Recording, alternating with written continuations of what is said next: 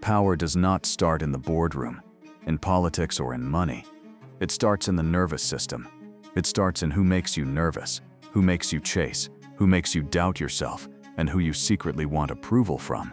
On the surface, people talk about kindness, fairness, and respect. Underneath, their brain is running a different program. Protect status, avoid shame, move toward reward, escape loss. The people who rise understand this, even if they cannot explain it. They know how to make others feel lucky to be chosen, scared to be excluded, and guilty for resisting. They understand that most humans are not thinking. They are reacting. You have felt this already. The coworker who somehow gets promoted while doing less work. The friend who always knows everyone's secrets but never tells their own. The partner who pulls away just long enough to make you panic, then returns and acts innocent. These are not accidents. These are tactics that hit your survival buttons. Fear of abandonment, fear of rejection, hunger for validation, hunger for safety. Once you see these tactics clearly, social life stops looking random. You notice the bait. You notice the traps. You stop confusing manipulation with love and control with care. This series is not about sounding smart or copying famous quotes. It is about showing you the psychological weapons that people already use against you. Scarcity, flattery, silence, attention, information control, and emotional control. Each law you are about to hear is not a slogan. It is a nervous system hack. It changes how people feel about you without them knowing why. If you learn to see these laws, you stop being the person who explains yourself, begs to be understood, and waits for fairness. You become the person who chooses where to stand, who to feed with energy, and who to starve of access. The game has always been there. The difference is that after this, you will finally see it. Law 16. Use absence to increase respect and honor. The first mistake people make in life, love and work, is simple. They think presence equals value. They think that the more they show up, the more they give, the more they respond, the more they are available, the more people will care. The opposite is true. Human brains are built to worship what feels scarce and to disrespect what is always there. When you are constantly present, constantly texting first, constantly saying yes, your nervous system might feel safe, but theirs loses tension. There is no risk, no suspense, no fear of loss. Without those feelings, desire dies, respect drops, and your value sinks quietly. Psychology has a name for this: scarcity bias. When something becomes harder to get, the brain marks it as higher value. This is not logical, it is survival coding. For most of human history, rare things were important. Rare food, rare allies, rare resources meant survival. That instinct never left. So when you suddenly become less available, when you do not answer every message at once, when you stop being in every conversation or every meeting, people feel a small internal alarm. They start thinking about you more, not less. Their mind runs simulations. Did something happen? Did they lose access? Did they mess up? Without meaning to, they begin to invest more energy into you. There is a second effect at work: intermittent reinforcement. Studies on animals and humans show that rewards given on an unpredictable schedule create the strongest fixation. A slot machine does not pay every time.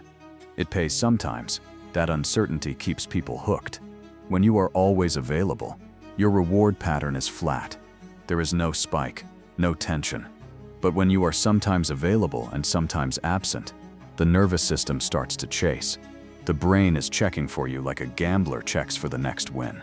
This is why silence, when used with intent, is not absence. It is inflation. It makes you seem larger in their mind.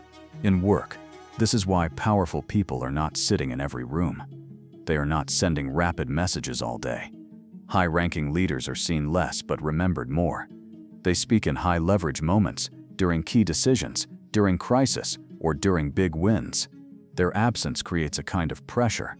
When they do appear, people pay attention.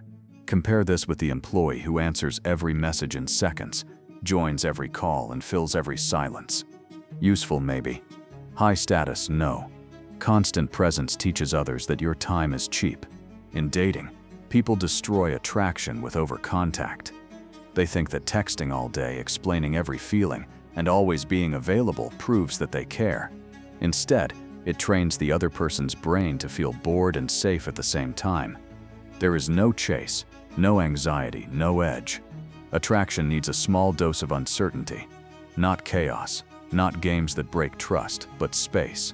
Moments where your life is your focus, not them. Periods where they do not know what you are doing, and it is not their right to know. Then, when you meet or talk, and the interaction is rich, present, and alive, their brain gets a surge of reward. That contrast between absence and presence hooks them far deeper than constant contact ever will. In friendships and social circles, the person who disappears sometimes to handle their life, their work, or their self-growth often becomes more respected.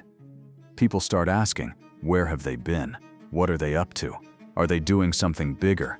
Invitations rise. Curiosity increases.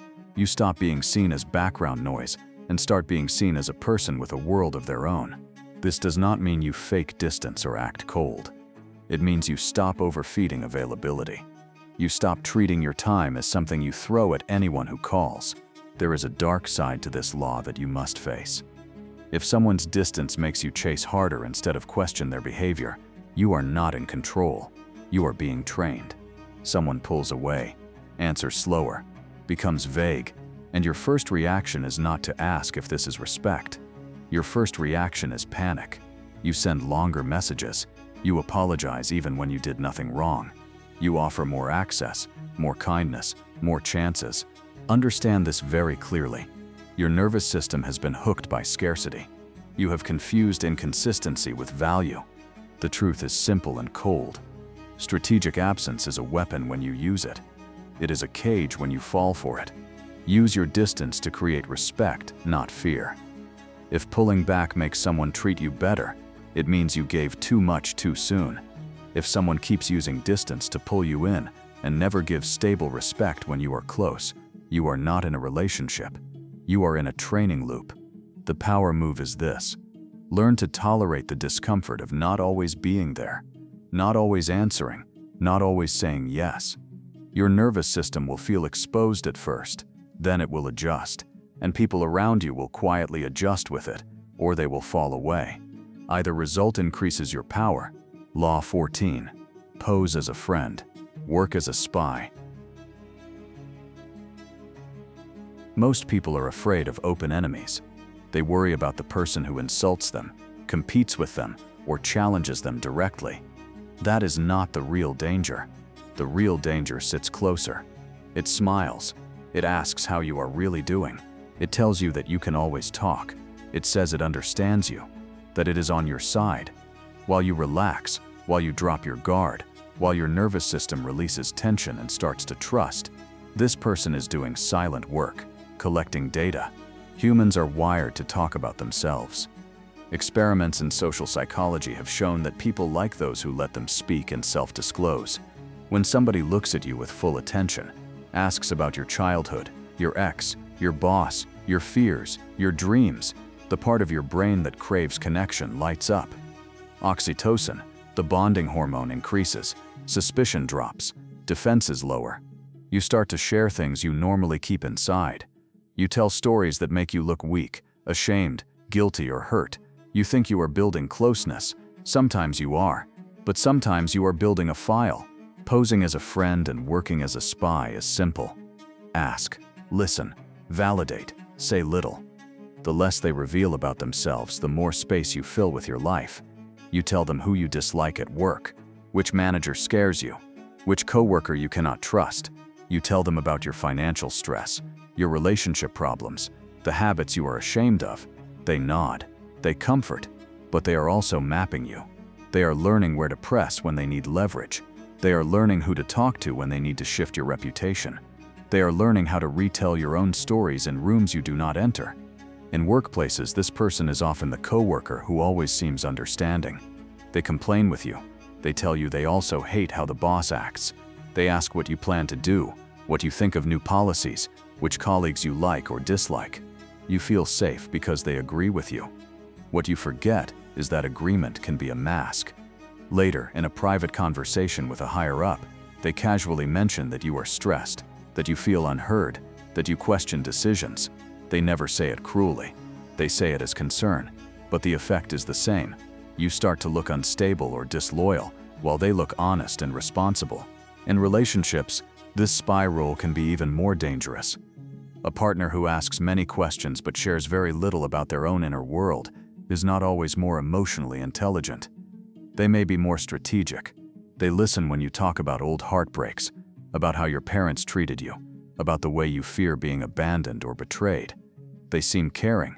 Over time, if they are manipulative, they use these details. They know what tone to use when they want you to feel guilty. They know which threats will scare you into staying. They know which compliments will hook your ego. The same information that made you feel finally understood becomes the map they use to control you. In social groups, the spy is the friend who always knows everyone's secrets. They are the bridge between people. They deliver news, updates, and gossip. They look valuable because they seem connected. The truth is that they are holding a kind of quiet power. The more people tell them in confidence, the more invisible leverage they have. They can ruin reputations with a few comments. They can start conflict without ever being seen as the source. They can keep others slightly afraid of crossing them, because everyone knows, even if no one says it out loud, that they know too much. There is a psychological trap that keeps you blind in these situations. Confirmation bias. Once you believe someone is a friend, your brain starts to reject signs that say otherwise. If they ever act strange, you explain it away. If you hear that they repeated something you said, you excuse them. If your gut tightens when you overshare with them, you ignore it. Because your mind wants to protect the story that this person is safe. Facing the truth feels like betrayal, so you betray yourself instead. The rule is harsh but simple. If someone knows far more about your inner life than you know about theirs, you are not in a balanced friendship. You are in a one-sided data transfer. You are giving information that can be weaponized, while getting almost nothing that could ever be used against them. That is not equality. That is exposure. People who hesitate with knowledge like this always regret it later. If you are not subscribed, you will never hear them in time. The power move is to change how you treat self-disclosure. You do not pour your life into anyone who offers a soft shoulder. You watch, you test, you see how they handle small pieces of information before you give large ones. You notice if things you say in private start to shape how others treat you. You notice if this person brings you other people's secrets. If they do, understand that they will eventually bring yours to someone else. This is not paranoia. Being guarded does not mean being cold or fake. It means you stop paying people with your secrets. You stop thinking that trauma bonding is real bonding.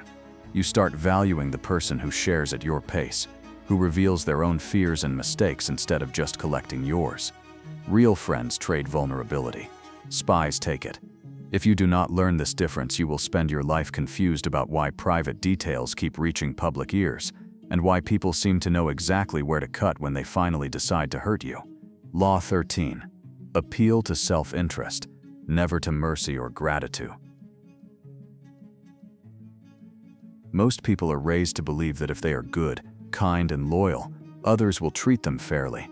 They think that if they help, support, and sacrifice, those around them will remember and repay them. Reality does not work like that.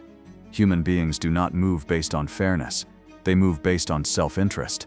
The brain is always asking a quiet question: what is in this for me right now? Gratitude fades. Favors are forgotten. Stories about morality are used when they fit personal benefit and ignored when they do not. If you keep expecting people to act against their own self-interest because you were kind before, you will stay disappointed and confused. Psychology backs this up clearly. Research on self-serving bias shows that people explain events in ways that make them feel good about themselves. When things go well, they say it was their talent, their effort, their planning.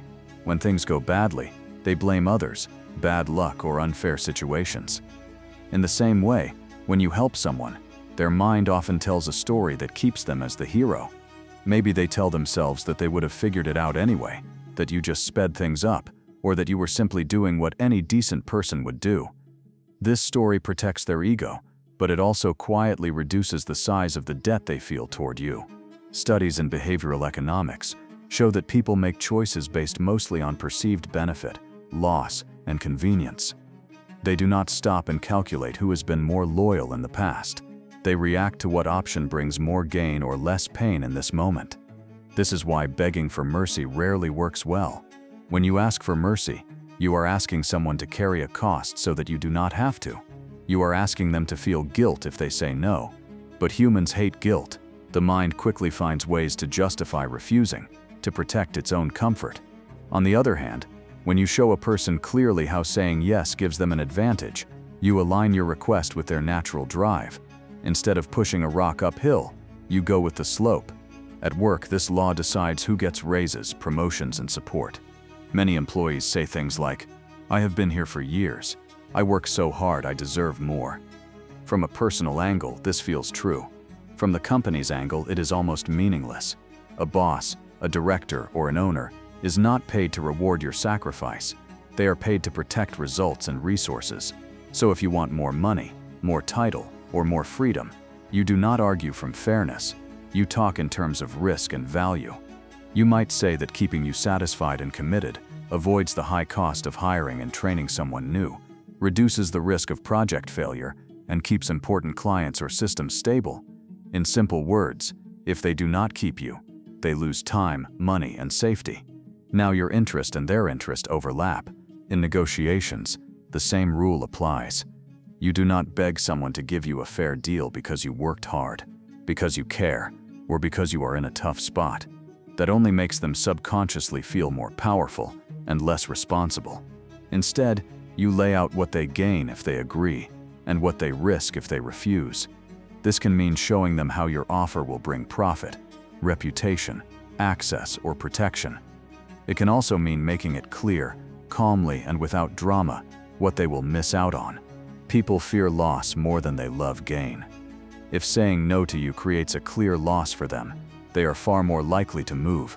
In relationships, ignoring this law leads straight to resentment. Someone gives and gives, then waits for loyalty as payment. They cover bills, do favors, act as emotional support, or sacrifice their own plans. They expect that all this effort will make the other person stay, respect them, and put them first. But over time, the receiver gets used to this treatment. It feels normal. It feels deserved. Gratitude fades into habit.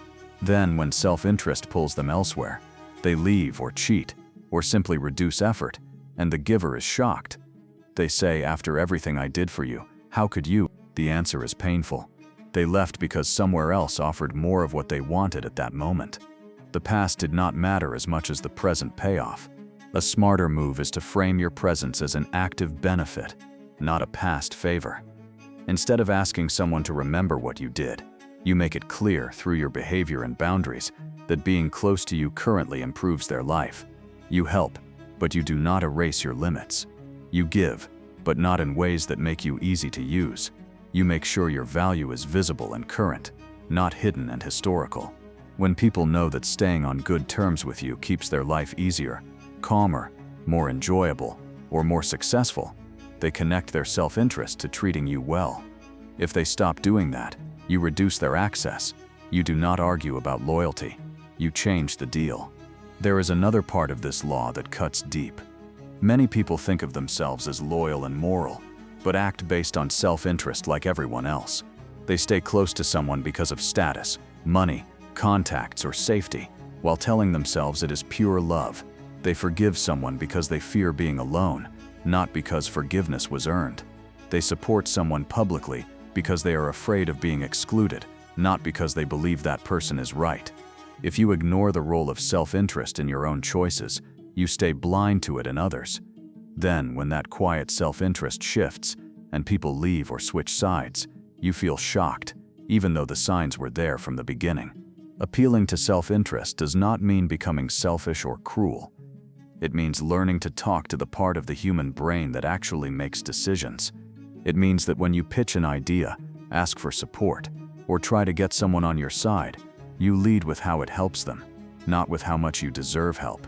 You ask what this person values: status, comfort, money, safety, excitement, reputation. Then you connect your request to that value. You make it easy for them to say yes without feeling guilt or loss. Law 12. Use selective honesty and generosity to disarm your victim. People think trust is built by time alone. Spend enough days, share enough laughs, go through enough problems together, and trust will grow. In reality, trust is often built in sharp, specific moments. A moment where someone could lie but tells the truth.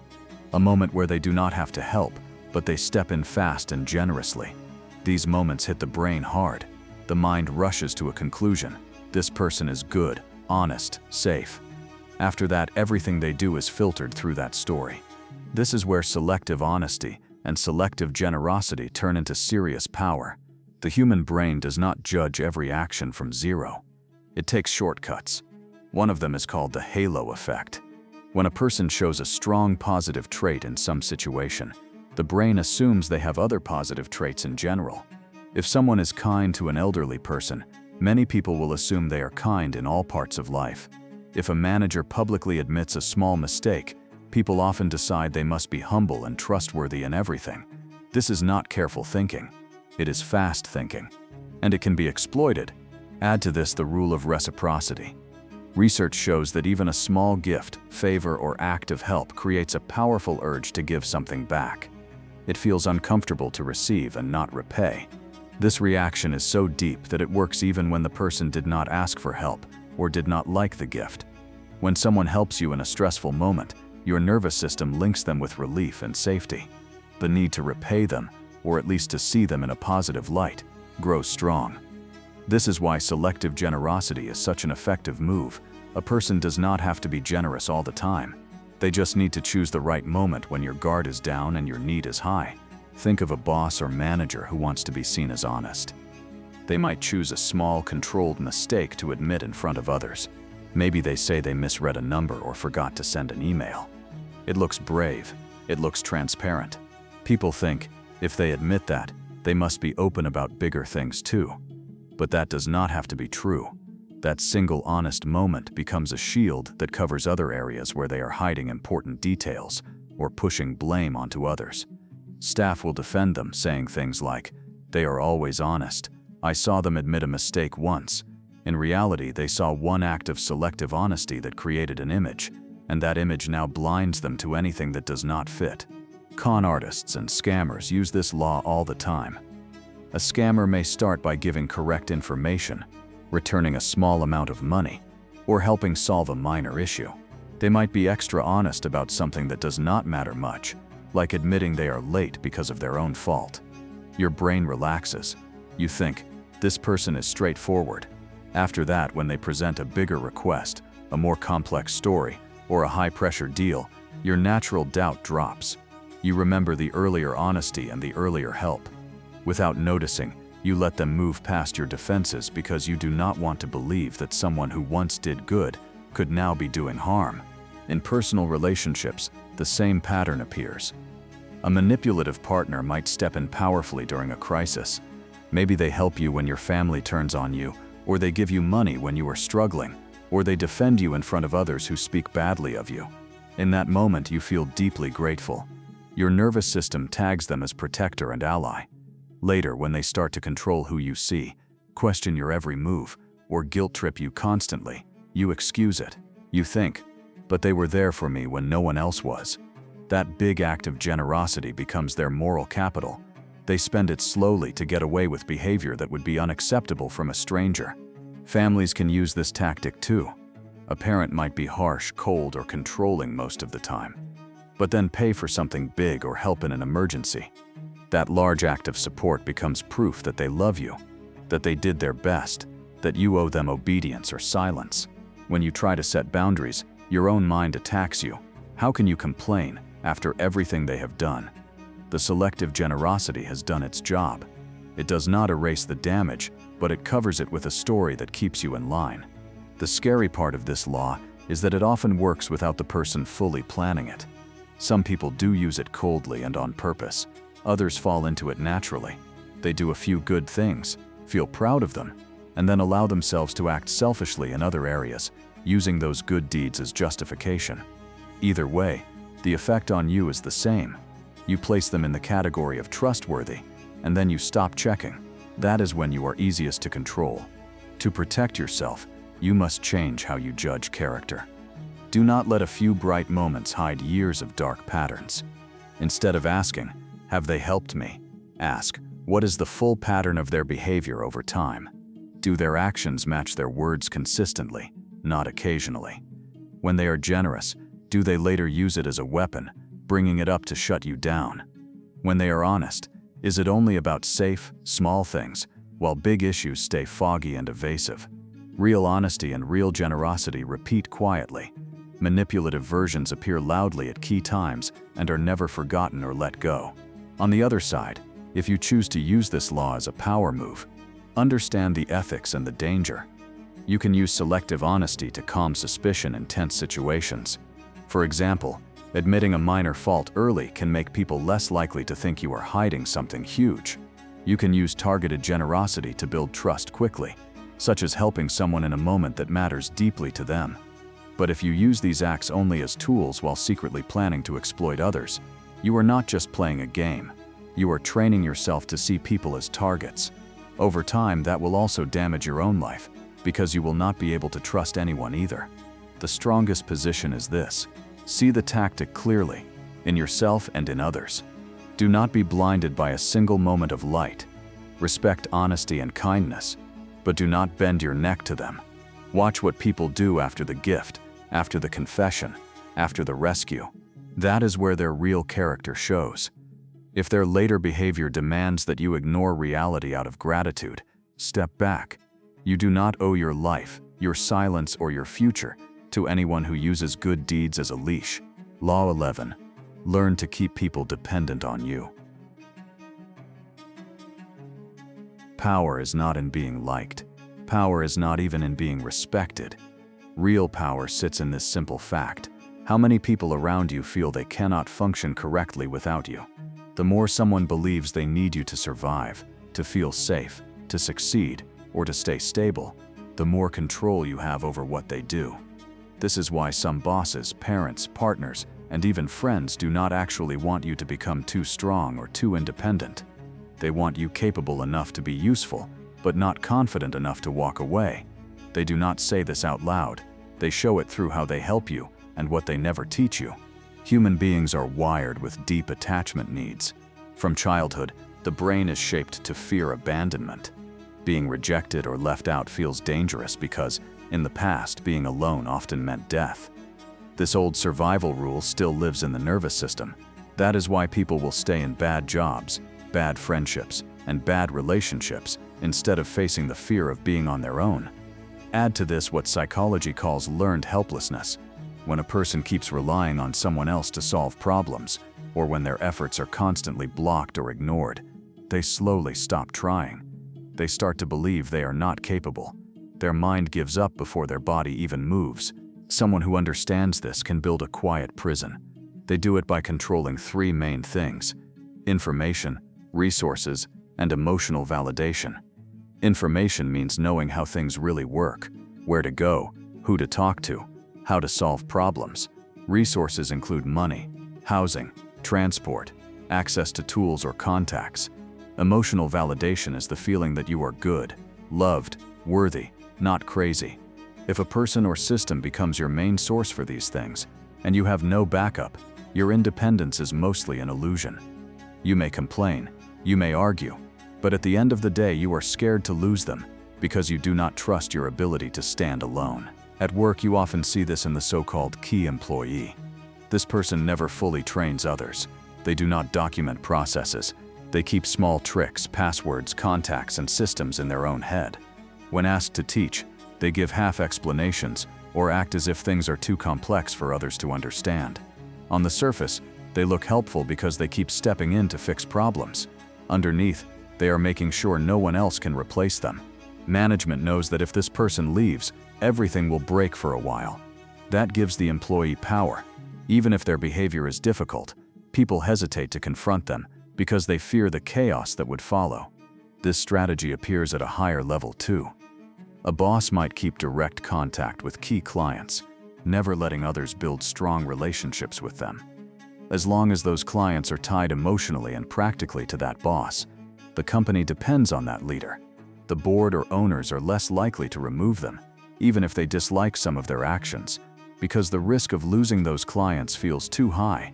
Power comes not from title alone, but from how many people and systems are tied to you by need. In romantic relationships, dependence can be far more personal and harmful. A controlling partner might slowly take over finances, suggesting that they handle money because they are better at it. They might pull you away from friends and family, saying those people are bad for you. They might make most decisions and tell you that you are too emotional, too weak, or too confused to decide correctly. At the same time, they give you emotional highs, affection, attention, approval, especially when you obey or agree. Over time, your own sense of judgment fades. You start to ask them what is true, what is right, what you should do. They have turned into the main source of safety and identity in your life. Leaving them feels less like a breakup and more like dying. Families can create this kind of dependence without even seeing it as control. Some parents never let their children truly stand on their own feet. They rescue them from every consequence, manage every form, call every office, pay every bill, and solve every conflict.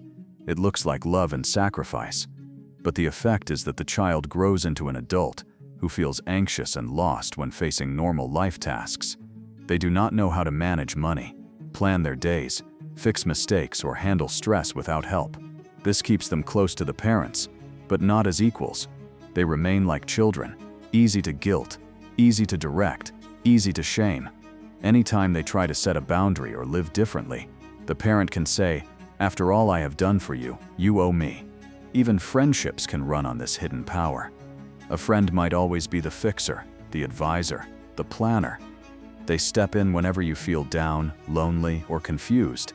It feels nice, even comforting at first. But notice if that friend starts to feel angry or cold when you go to other people for support, or when you start to handle things on your own. Notice if they make small comments that pull you back into needing them, jokes about how you would be lost without them, or remarks that make you doubt your own choices. In that case, their help is not fully about care. It is also about control. If someone always helps you instead of teaching you, you are not growing. You are being kept. Real support builds your strength. Controlling support keeps you weak. A person who truly wants you free will show you how to do things, give you information, push you to learn, and sometimes let you feel the discomfort of doing it alone. A person who wants you dependent will jump in quickly, fix things for you, and then remind you how much you needed them. To use this law as a power move, many people focus on being the person who can solve important problems that others cannot solve alone. They pick a skill, a field, or a position where their presence is not easily replaced. They spread help in a way that ties others to them. For example, mentoring junior staff so they feel personally loyal, becoming the social organizer so friends rely on them for connection, or acting as the calm center in a chaotic group. These moves, if done with some care, can raise status and security without turning into abuse. However, if you use dependence as your main tool, you will always feel afraid of people growing. You will want them to stay small so you can stay big. That fear will push you to sabotage, to hold back information, to cut down their confidence. Over time, that will poison your relationships and your own peace. You will fear being left because deep down, you know your power came from their weakness, not from your true value. The healthier strategy is to recognize dependence wherever it appears, in others and in yourself. If you notice that people around you cannot act without you, ask whether you are teaching them or trapping them. If you notice that you feel unable to function without a certain person, job, or system, ask what skills, resources, and inner strength you have handed over to them. Then quietly begin to reclaim it. Learn what they never taught you. Build income, knowledge, or connections that are not under their thumb. Strengthen your emotional core so you can face being alone without falling apart. Power based purely on dependence is always at risk of collapse when the dependent person finally wakes up. Power based on real value and mutual benefit is more stable. Learn the difference. Respect help that makes you stronger, but be very careful with help that keeps you small. Law 10. Avoid the unhappy and unlucky. Loyalty sounds noble. Standing by people no matter how much trouble surrounds them sounds moral and pure. But in real life, constant loyalty to the wrong people quietly destroys your future. Misery is contagious. Chaos spreads. The nervous system does not live in a bubble. When you spend time around people who are always in crisis, always complaining, always failing in the same way, your mind slowly adjusts to their level. You start to see the world how they see it. You start to talk how they talk. You start to expect from life what they expect. By the time you notice, years may be gone. Psychology has shown that emotions and behaviors spread through social networks almost like a virus. Studies on large groups of people found that if someone close to you becomes more negative, your own mood often drops over time, even if life events do not change. This is emotional contagion. You catch the state of the people you are around. Another pattern called co-rumination explains how constantly talking about problems without working on solutions increases anxiety and depression in both people. Two friends can sit for hours, complaining about work, partners, the government, their bodies, other people. They feel close in the moment, but their brain is quietly learning helplessness. Problems start to look permanent, and action starts to feel pointless. The law is not saying that any sad or struggling person is dangerous. Life hits everyone.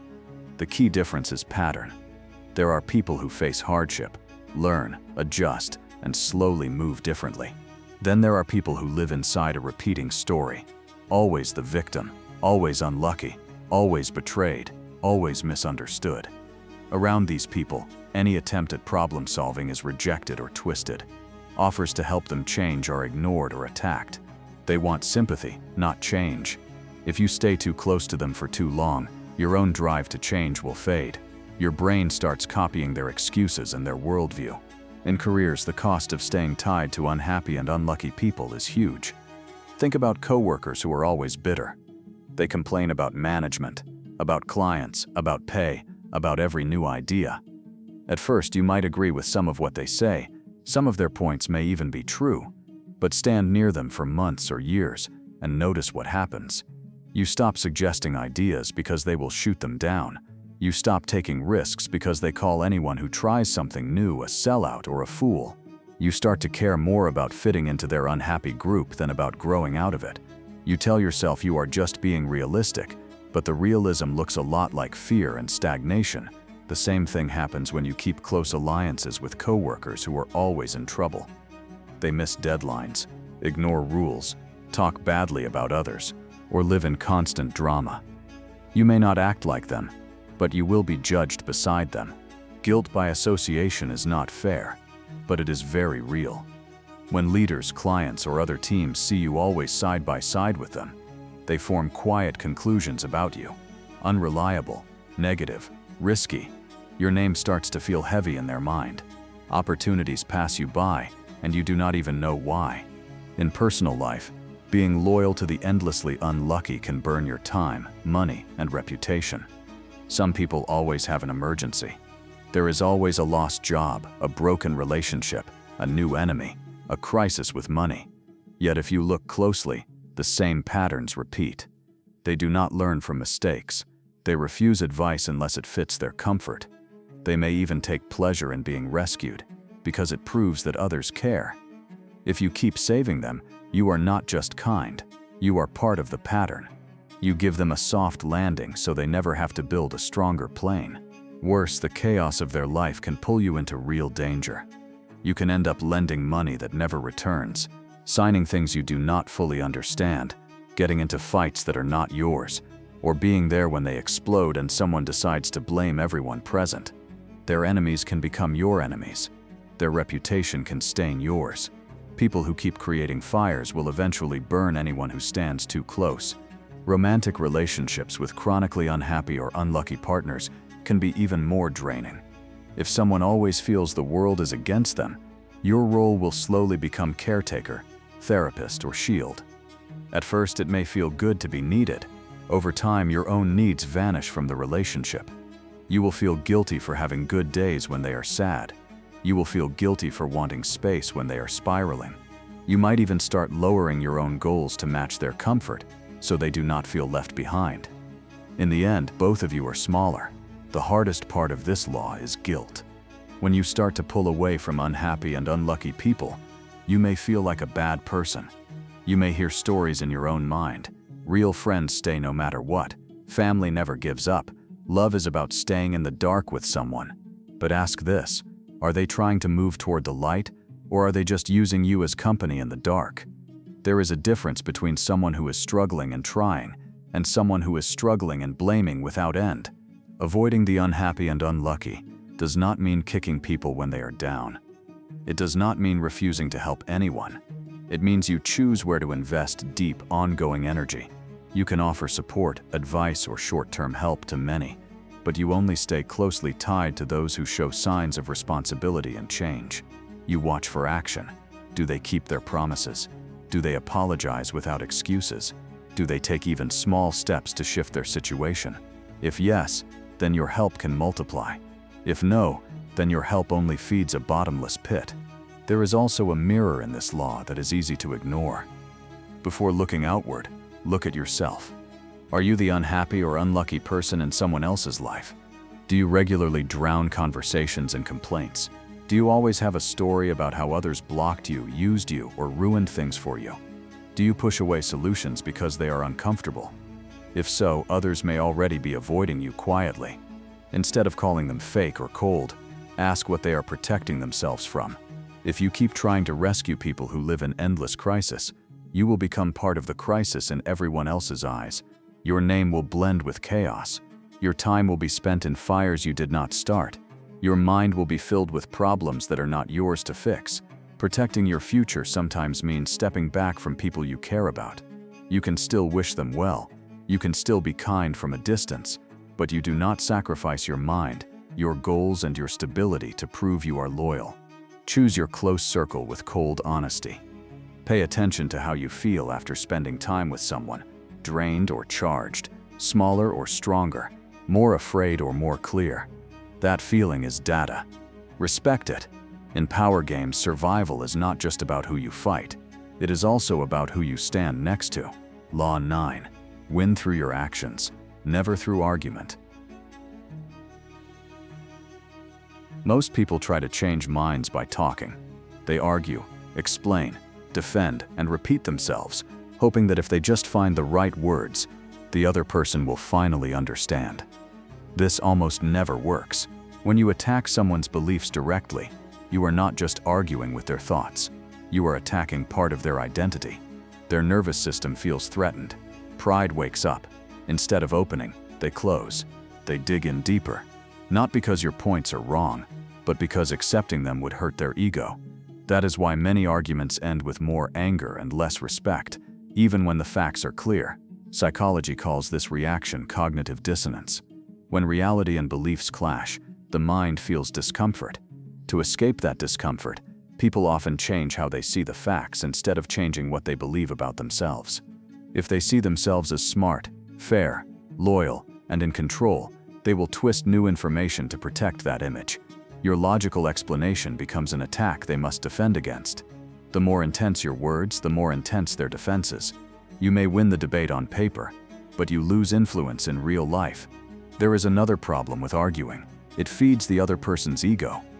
The moment you step into a long debate, you signal that their opinion matters enough to fight. You lower yourself into their arena.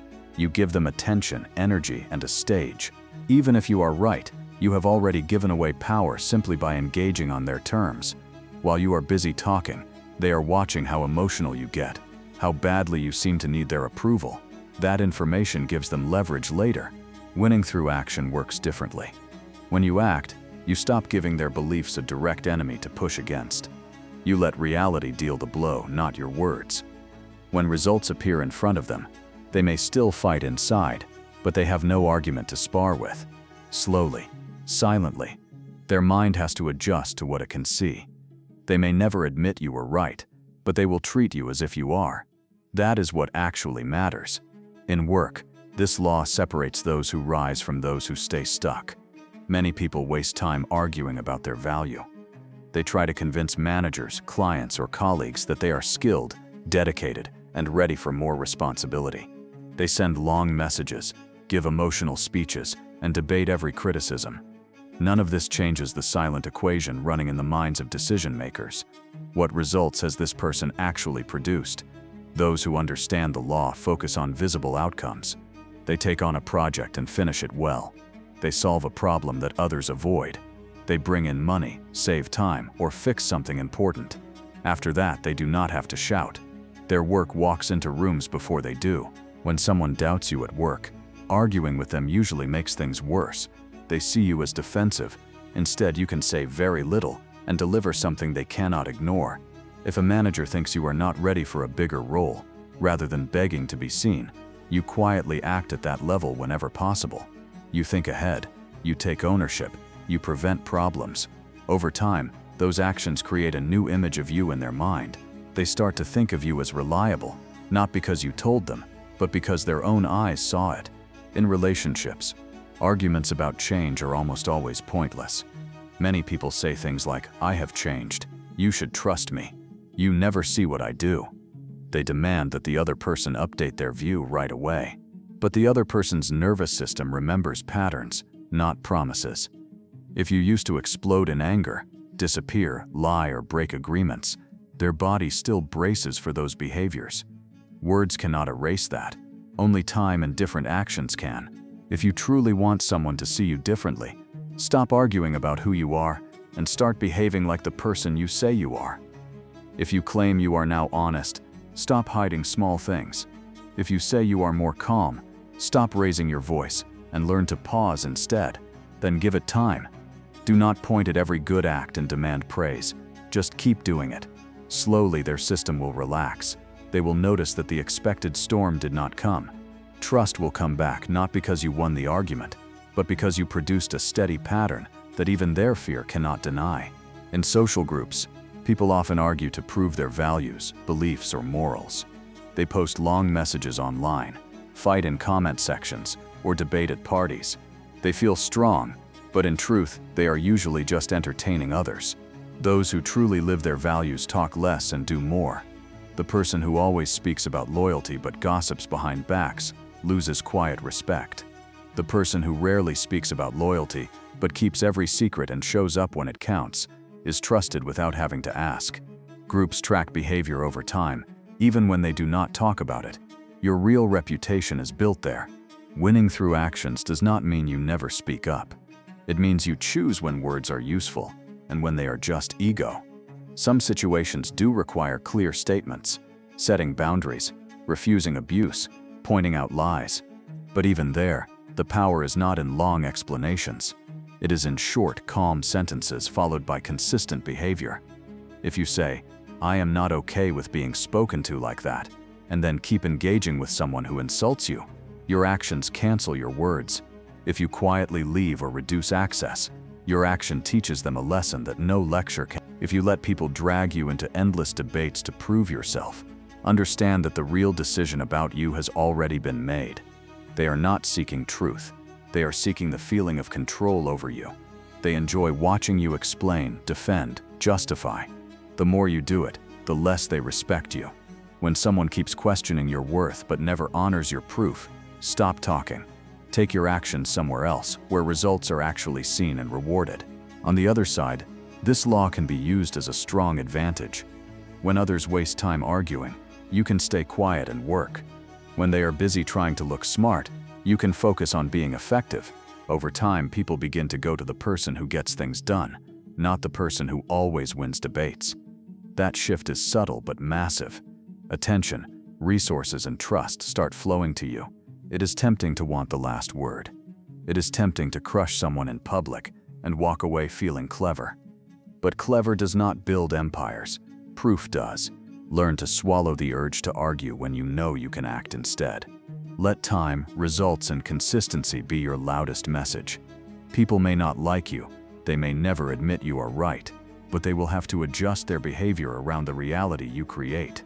That is real power. Law 8. Make others come to you. Use bait if necessary. The person who always reaches out first, always apologizes first, always asks for attention, is already standing on lower ground. Chasing almost always signals need lower status in the eyes of others, even if they will never admit it. The nervous system is built to respect what feels hard to get, and to relax around what is always approaching. This law is about flipping that position. Instead of running after people, opportunities, and approval, you create a situation where they walk toward you. To do that, you sometimes need bait, something attractive enough that they decide on their own that you are worth the effort. There is a simple psychological reason this works. When someone takes the first step toward you, their brain wants to believe that choice was smart. To protect their self-image, they start to see you as more valuable. This is called commitment and consistency. Once people commit even a little bit, like starting a conversation, sending the first message, or inviting you to something, they feel an inner push to act in line with that first move. Nobody likes to think they chase someone unworthy, so their mind raises your value just to make sense of their own behavior. Another layer is framing. Whoever sets the terms, timing, and place of an interaction controls how it feels.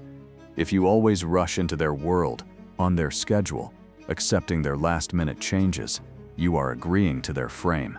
You will talk about what they care about, in spaces where they feel strong.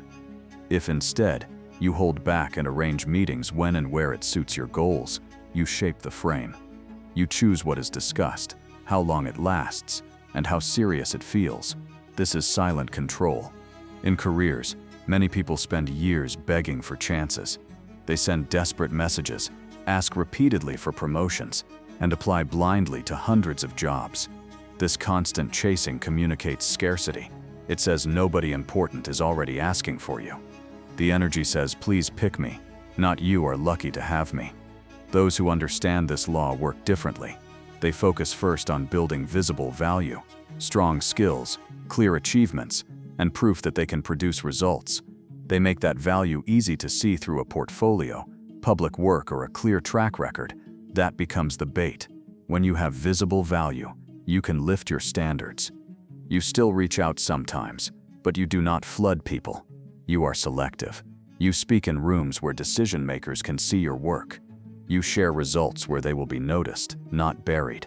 Over time, people start to hear about you, see your name on good projects, or notice that others respect your output. Then something flips. They begin to contact you. They invite you into meetings, ask for your thoughts, offer roles. From that moment, the dynamic is different. The person who invites has already admitted you matter.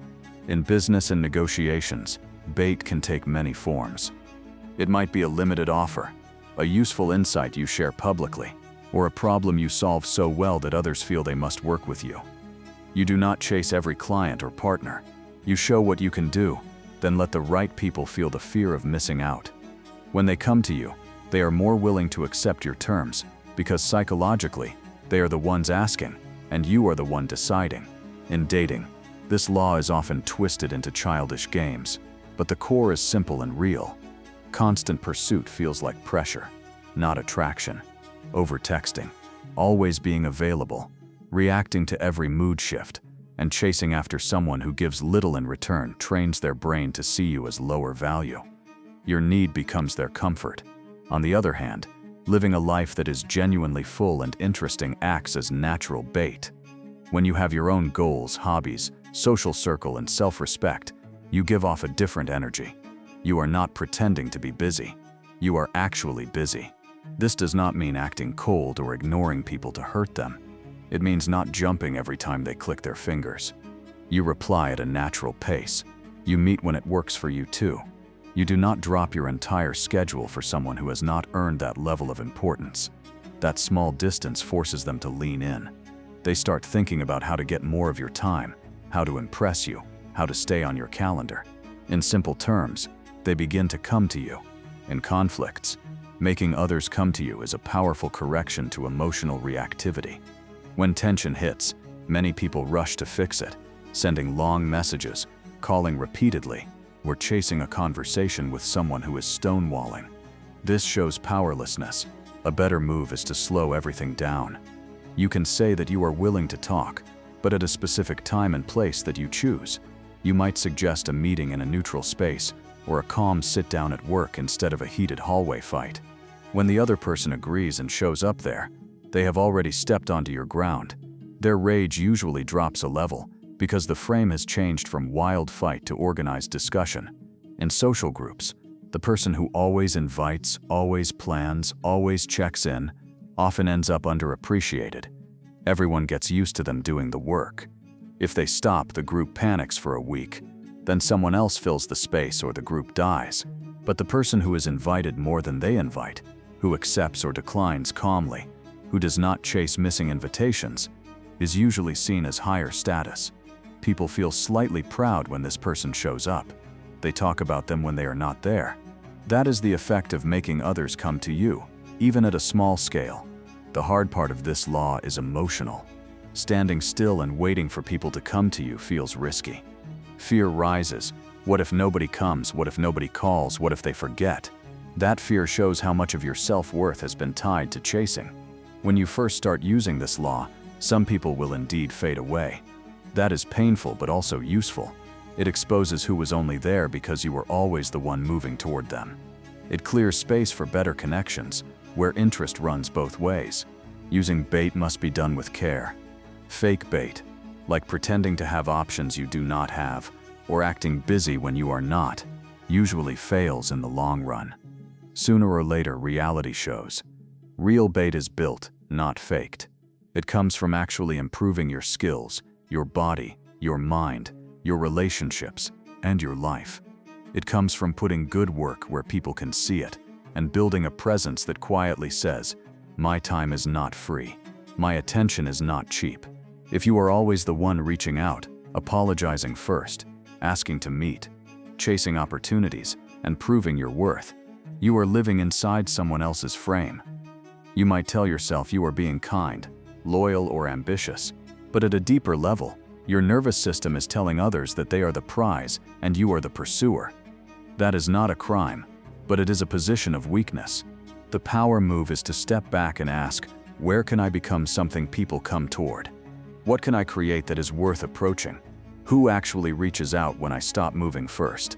Then act on those answers. Invest less in begging for access and more in becoming the kind of person whose presence is access. Law 7. Get others to do the work for you, but always take the credit. The world does not reward effort. It rewards visible results and clear stories. This is why some people rise fast while others, who work harder, stay stuck in the background. The person who understands this law focuses less on doing everything alone and more on directing, organizing, and owning outcomes. They know that most people only remember the face attached to success, not the many hands that built it. This sounds unfair, and in many ways it is, but pretending it is not true will only keep you powerless. Human perception is biased.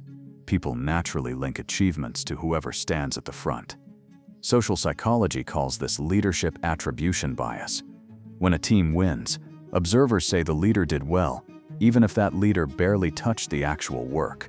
When a company fails, people blame the top, even if the mistake came from someone deep in the structure. Authority bias makes this worse. If someone already has a title or reputation, others automatically assume they contribute more, understand more, and deserve more credit. Over time, this becomes a loop called the Matthew effect. Those who already have recognition keep getting more, largely because they are already visible. Understanding this does not mean you must become a thief. It does mean you must stop expecting the world to carefully trace who did what behind the scenes. In most settings, no one has time for that. They see a project, a product, a speech, a win. They attach it to the most visible figure. If you always stay silent, always hide behind the group, and never link your name to outcomes, others will climb past you using work that looks like it came from nowhere. In organizations, the smart players position themselves close to impact. They choose projects that will be noticed by powerful people, not just tasks that feel safe or comfortable. Then they involve others to do parts of the work while keeping their own role as the driver, coordinator, or final decision maker. They make sure their presence is clear at key moments, in meetings where plans are approved, in updates where progress is shown, and in presentations where results are shared. This way, when success arrives, their face, voice, and name are already linked to it in everyone's mind. This does not require lying. Giving others tasks and guiding them is real work. Setting direction, solving roadblocks, and making final calls are valuable contributions. But if you do these things and then step aside while someone less involved takes the spotlight, you have given away power.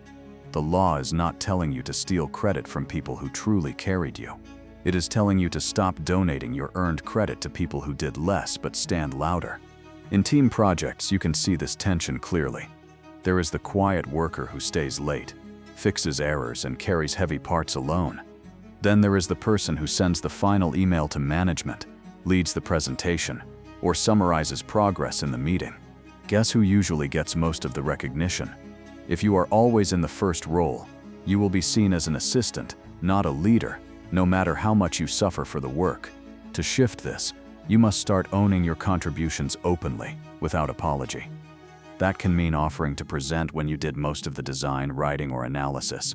It can mean copying key people on emails where you describe what has been achieved and what still needs to be done. It can mean speaking up in meetings to calmly say what you handled. Short statements like, "I led the research on this part," or "My team developed this section," are not arrogance. They are protection. They attach your name to your work before someone else claims it by default. Another part of this law is learning to multiply yourself through others, instead of trying to do everything alone. If you insist on being the hardest worker in every area, you will burn out and still lose. You will be too tired to see the bigger picture, too busy to network, too drained to notice how others are positioning themselves. Powerful people use delegation as leverage. They train others, share tasks, and let them execute while they keep focus on strategy and relationships. For example, a manager who wants to move up does not spend all day buried in spreadsheets. They build a team that can handle details. They invest time in teaching them, then step back enough so that they can think about cross-team plans, new ideas, and how their department is seen by higher levels. When a big success comes, they speak about what the team achieved, but they do so from the front, as the person who led and shaped the work. The team still gets some recognition, but the leader becomes the face of the win.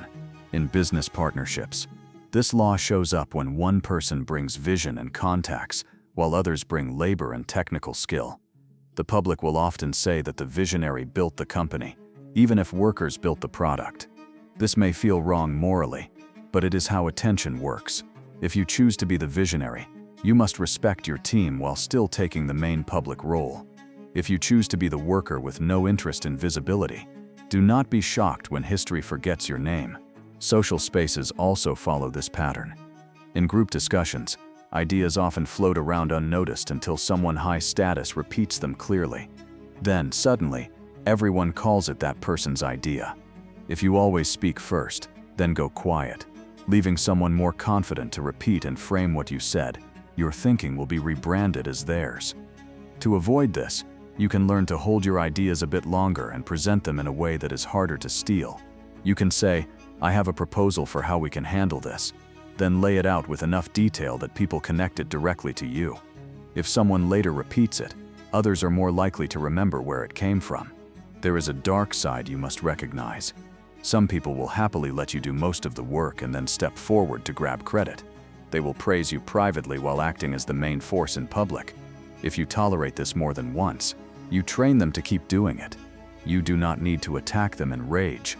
You can calmly protect your role. When someone starts taking full credit, you can add, "And I supported by doing X and Y." If they still try to push you into the shadows, reduce how much free labor you give them in the future. Save your best work for situations where your name will not vanish. If you obsess over fairness while others focus on visibility, you will drown in effort while they rise on your work. You can stay honest and still be strategic. You can give teammates recognition without disappearing yourself. You can say, "Our team did this, and I led these parts both at once." Refusing to claim earned credit does not make you noble, it makes you invisible. At the same time, if you choose to use others only as tools, with no real regard for their growth or recognition, understand that your power will rest on their ignorance and fear. As they wake up, they will turn against you or leave, and your empire will shake. The strongest position is to build systems where others genuinely benefit from working with you, where they gain skills, income, and some credit, while you still remain the clear leader. That way, they have reasons to stay beyond fear, and you have reasons to trust them. Learn to think like a director, not just a worker. Ask in every important project, whose name will be attached to this outcome? If the answer is never yours, change your role, or change where you invest your energy. Effort matters to your conscience. Credit matters to your future. Law 6. Court attention at all cost. In modern life, power cannot protect you if nobody knows you exist.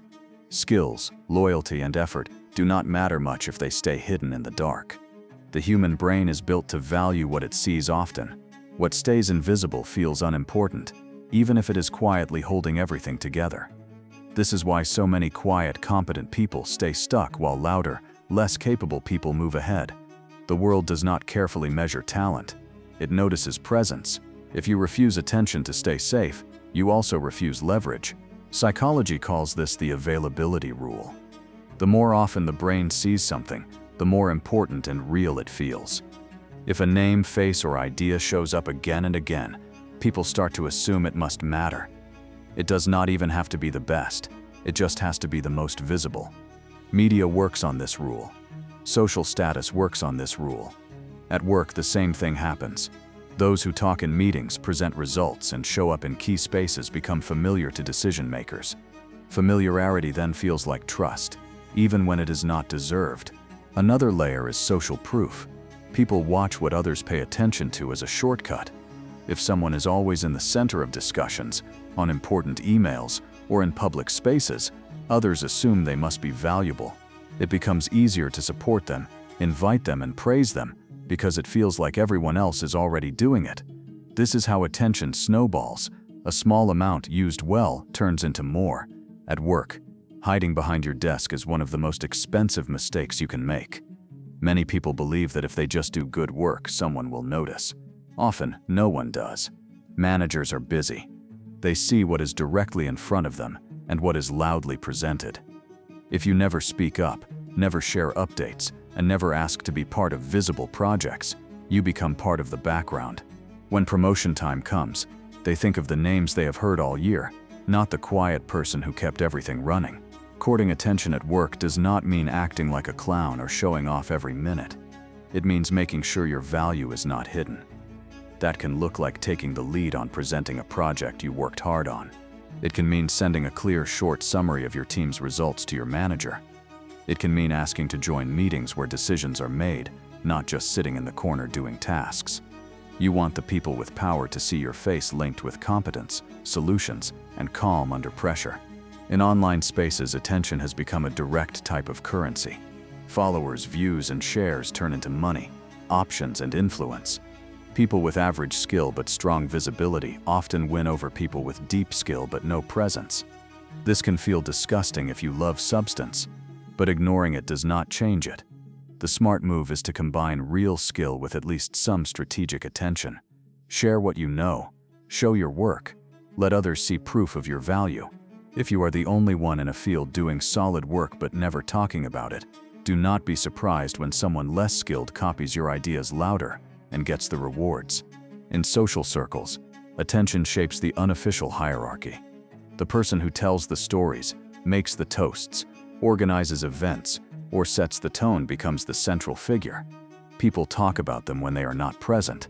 They are asked for opinions even outside their real area of knowledge. Why?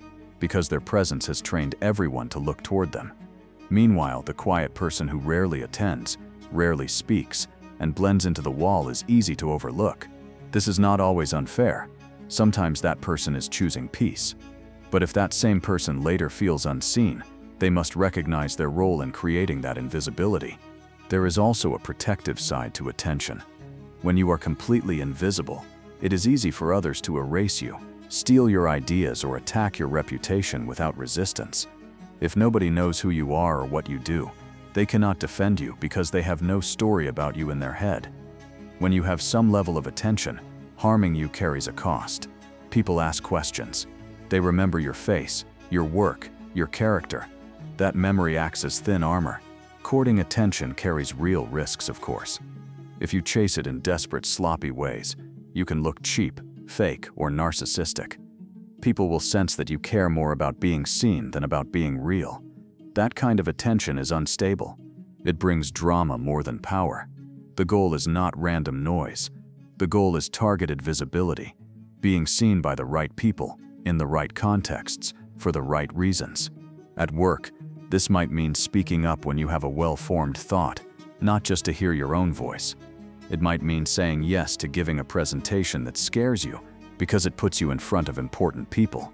It might mean sharing credit wisely, mentioning your team while still keeping your own role clear, so you are seen as a leader, not a spotlight hog. It definitely means stepping out of the habit of hiding every time something public appears. In personal life, many hide because of old shame.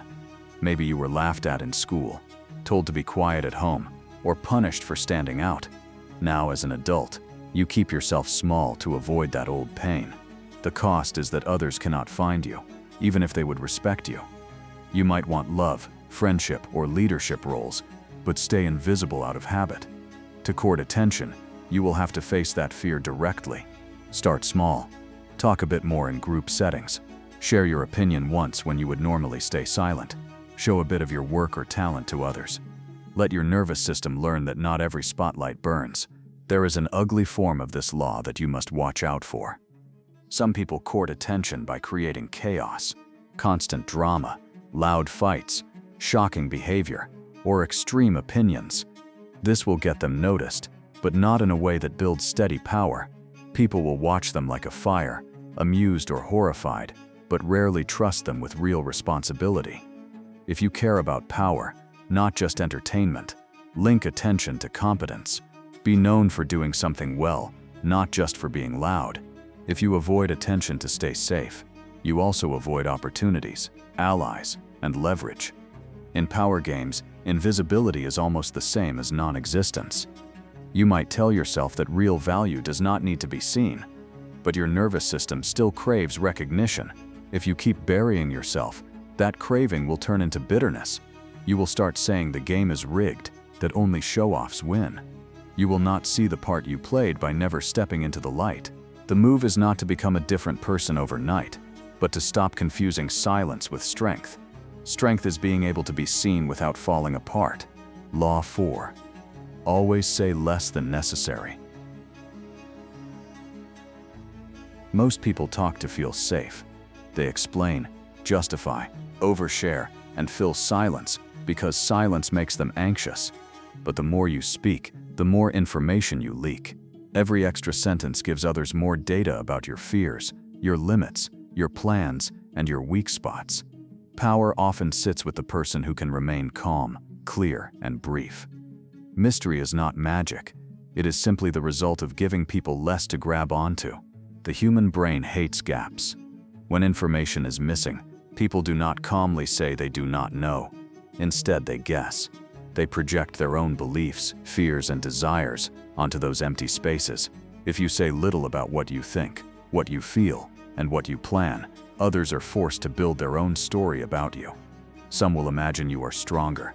Some will assume you are smarter. Some will think you are more dangerous. All of those guesses usually benefit you more than if you had spilled every detail. Silence lets their imagination work in your favor. There is also the issue of information asymmetry. The person who knows more than they reveal has an advantage. They can choose when to act, when to speak, and when to stay out of sight.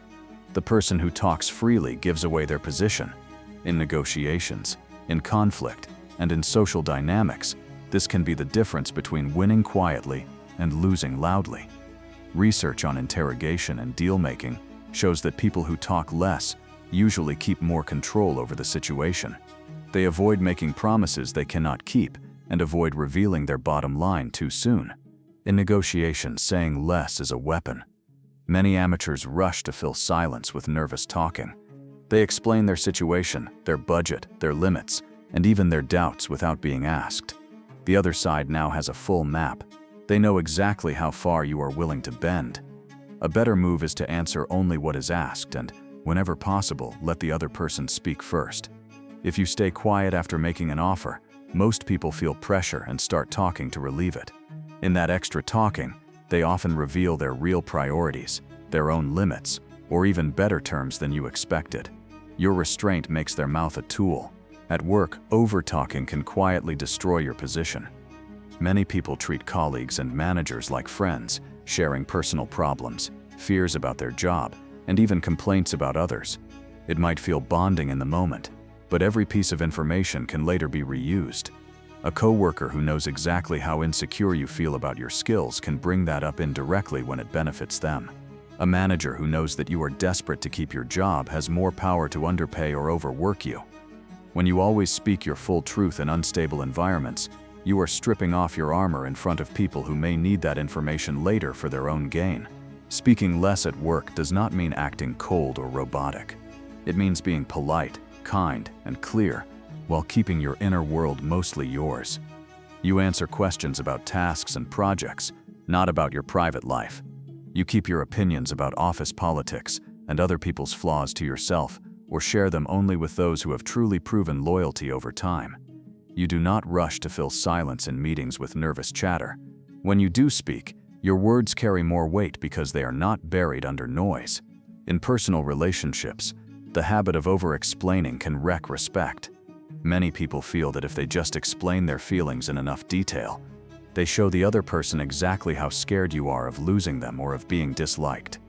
A controlling or selfish person will use that information. They will push your buttons with more skill. They know that if they pull away, you will run after them with another long speech, trying to fix things. Learning to say less in relationships does not mean becoming cold or selfish. It means trusting your own boundaries enough not to argue for them endlessly. If something is not okay for you, you say it clearly and briefly. You do not write an essay about why. If someone hurts you and then plays dumb, asking for long explanations again and again, see that as a sign. They might not be confused. They might be enjoying watching you twist yourself into knots trying to be understood. At some point, you stop explaining and start acting. You reduce access. You change how you respond. Your actions become the main message. There is also the trap of confessing too much, too early. When you meet someone new and feel a strong connection, it can be tempting to pour out your history, trauma, secrets, and fears. It feels honest and deep, but early oversharing gives the other person a detailed manual of how to affect you. Someone healthy will protect that information. Someone manipulative will use it. Either way, once you give it, you cannot take it back. A slower pace of sharing lets you observe how they handle small truths before you hand over big ones. In social groups, the person who always has an opinion on everything, always shares gossip, always fills dead air with talk, is easily read and easily used. People know what upsets them, what excites them, what they want. They know how to get reactions. The quieter person, who speaks only when something matters and rarely comments on others behind their backs, becomes a kind of quiet force. Others might feel curious, maybe even a bit nervous, because they cannot predict them as easily. That uncertainty often leads to more cautious and respectful treatment. The danger in this law appears when you confuse silence with passivity. Saying less than necessary does not mean saying nothing when you should speak. You still defend yourself when a clear boundary is broken. You still state your needs in a simple way. You still correct lies about you when staying silent would be seen as agreement. The key difference is that you do not spill extra details. You do not explain your boundaries for half an hour. You do not tell your life story to justify a simple request. You do not argue with people who are acting in bad faith. A practical way to use this law is to pause before answering in any high-stakes moment. When someone asks a question that feels personal, leading, or loaded, do not rush. Take a breath. Ask yourself, what is the smallest honest answer I can give right now? Often, a simple yes, no, or short sentence is enough. If they press for more, you can repeat calmly or change the subject. You are not required to fill their curiosity. The hidden warning in this law is that every unnecessary sentence in a sensitive moment can become a weapon later. The extra details you share while nervous can be taken out of context and twisted. The casual jokes you make about your own weaknesses can be repeated to others as proof that you are not serious or stable. The long emotional messages you send during conflict can be saved, shared, and used to label you as dramatic. When you learn to say less, you reduce the surface area others can attack. On the other side, using this law well can change how people see you. Speaking less and listening more makes you appear more thoughtful and confident, even if inside you still feel shaky at first. People start leaning in when you talk, because they are used to you choosing your words. Your value rises not just from what you say, but from what you choose not to say. In a world where almost everyone is leaking their mind and life constantly, the person who can hold some of themselves back has an edge. Train yourself to be comfortable with a little mystery. Not everyone deserves access to your full story, your full mind, or your full heart. Let people earn that over time. Until then, stay clear, stay kind, and stay slightly unreadable. Law 3. Conceal your intentions. Power is built in silence long before it appears in public. The moment everyone clearly knows what you want, they can block you, copy you, undercut you, or use your desire against you. When your plans are visible, other people's nervous systems have time to prepare. They can gather allies, build defenses, and shape stories to stop you. Concealing your intentions is not about lying all the time. It is about refusing to hand strangers and rivals a map of your future. Human beings are always trying to guess what others want. The brain constantly runs small simulations. Is this person trying to help me, use me, replace me, or control me?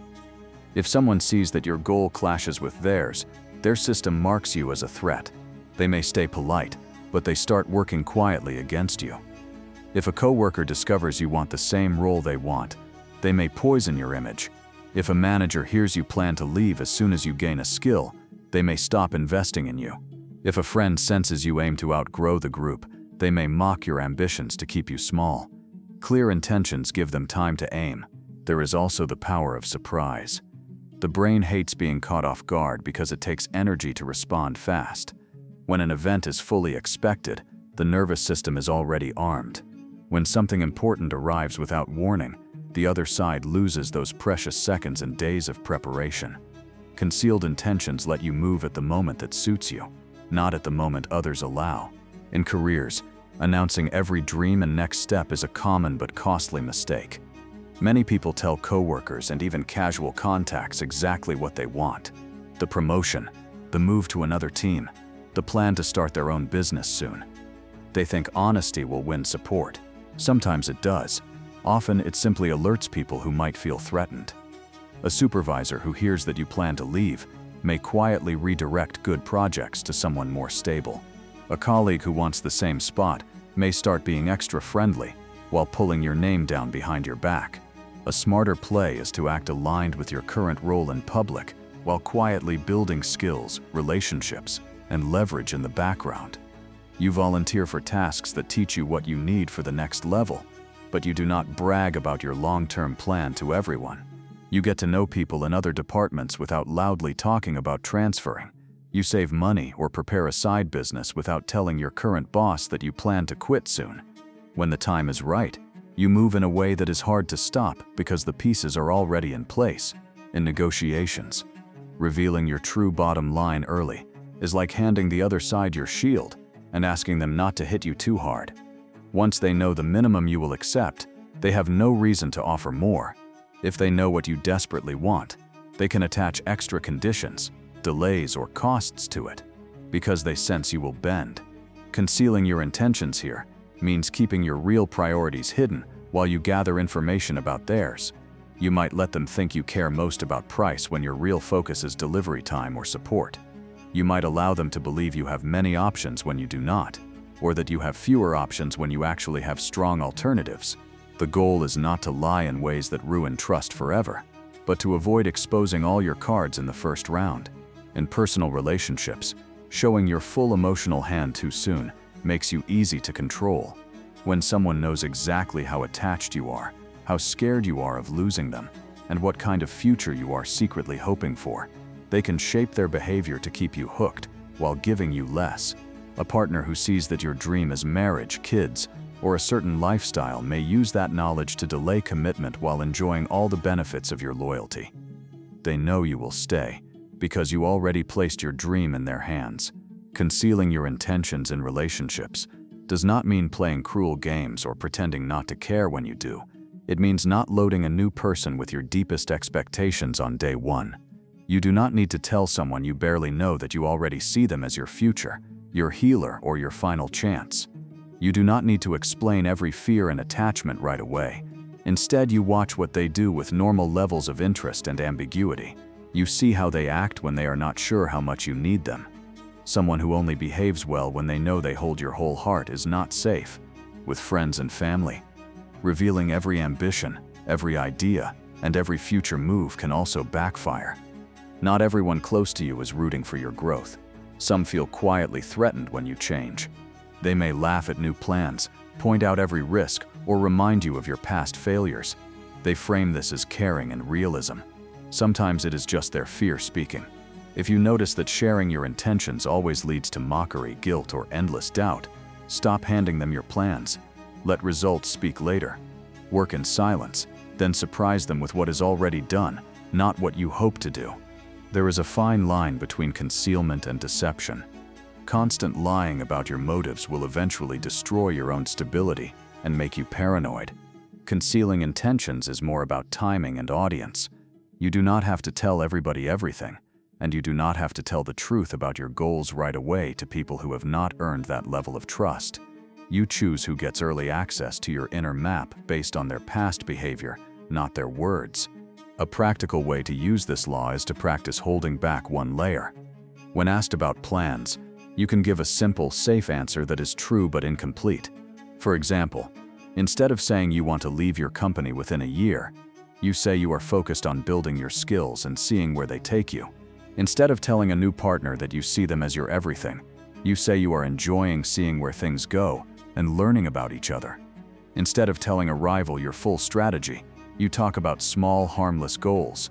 You do not deny your deeper plans. You simply do not lay them on the table for anyone to step on. You also conceal intentions by using decoys. You let minor goals take the spotlight while your true aim stays behind. At work, you might talk often about improving a process, while your real intent is to be seen as the natural leader for that area. Socially, you might appear focused on fitness or a hobby, while you are actually building a network or brand through that activity. When others think they understand your endpoint, they stop looking deeper. That is when you can move most freely. When people always know exactly what you are trying to do, you are not transparent in a good way. You are predictable. Predictable people are easy to block, easy to manipulate, and easy to control. Those who loudly announce every next step often find doors closing just before they reach them, and they blame bad luck. Often they simply gave their opponents too much time. The goal is not to become a secret villain. The goal is to protect your path. Share your real intentions slowly, with people who have proven they will not use them against you. With everyone else, let your actions reveal only what is necessary, when it is too late for them to stop what you have already built. Law 2. Never put too much trust in friends. Learn how to use enemies. People like to believe that friends are safe by default, and enemies are dangerous by default. This simple story feels comforting, but it is not true. Friends can betray faster and cut deeper than enemies because they stand closer. They know your weaknesses, your secrets, your habits, and your blind spots. They also feel something enemies rarely feel toward you: entitlement. Familiarity often breeds the quiet belief that you will always be there, always understand, always forgive. That belief makes it easier for a friend to cross lines they would never cross with a stranger. Psychology shows that betrayal from someone close hurts far more than harm from a stranger. The brain reacts strongly when a person who was placed in the safe category suddenly behaves like a threat.